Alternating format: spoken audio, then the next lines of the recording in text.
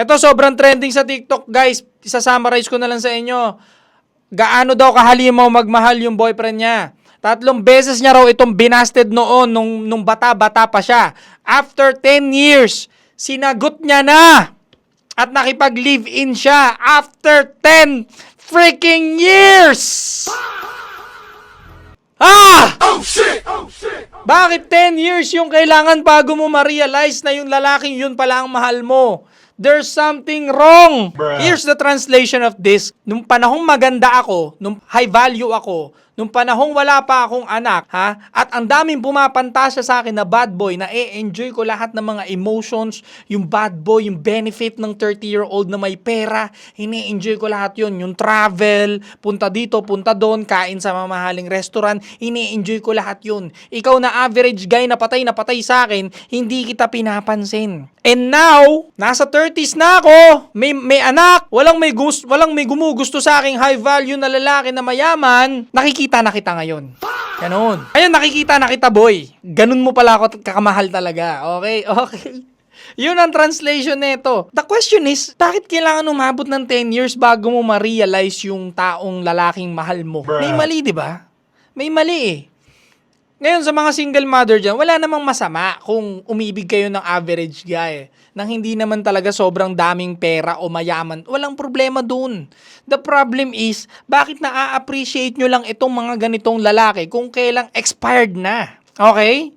Real talk na to, straight to the point na. Ayoko na magpaka-plastic sa inyo, bala kayo. Expired na eh, 30 years old. Diba? 30 years old, saka mo na-realize na mahal ka nung guy. Bakit nung 20s ka, nung high value ka, nung wala ka pang baby, hindi mo siya nakikita. Kasi maraming umaaligid na mas mapera. Bruh. Maraming umaaligid na bad boy at ang sarap kasama. Na wala naman talagang balak samahan ka. Kasi basa rin naman talaga nila ang karakas ng babae. And yet, ikaw ngayong itong lalaki na ito na average at tuwan-tuwa ka naman ngayon. Yes, yung pinapangarap kong babae. Yes, sumama na sa akin. Yes, kahit expire. Kahit sabi mo na cheesedog, okay lang yun kasi pangarap ko talaga tong babaeng to. Anong tingin mo special sa'yo? Bakit ikaw yung huling-huling pinili? Bruh. Anong pakiramdam ngayon, boy, na pag after ng daming nakilala, saka ka lang niya pinili? Anong tingin ninyong special sa inyo? Tingin nyo special kayo dahil sa inyo bumagsak? Baliktad! Ganun kababa ang tingin nila sa inyo. Ganun kababa. To the point na pang huling option ka nila.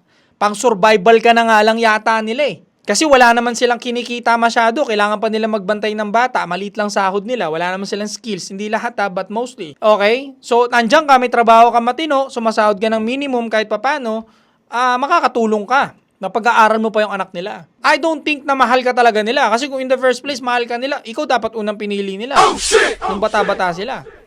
Bakit na-realize lang nila na mahal ka nila nung 35 na sila, nung 38 na sila? Bruh. Hindi na kasi pagmamahal yan, Soyko. Survival na lang yan, kaya kanila pinili. Para makasurvive.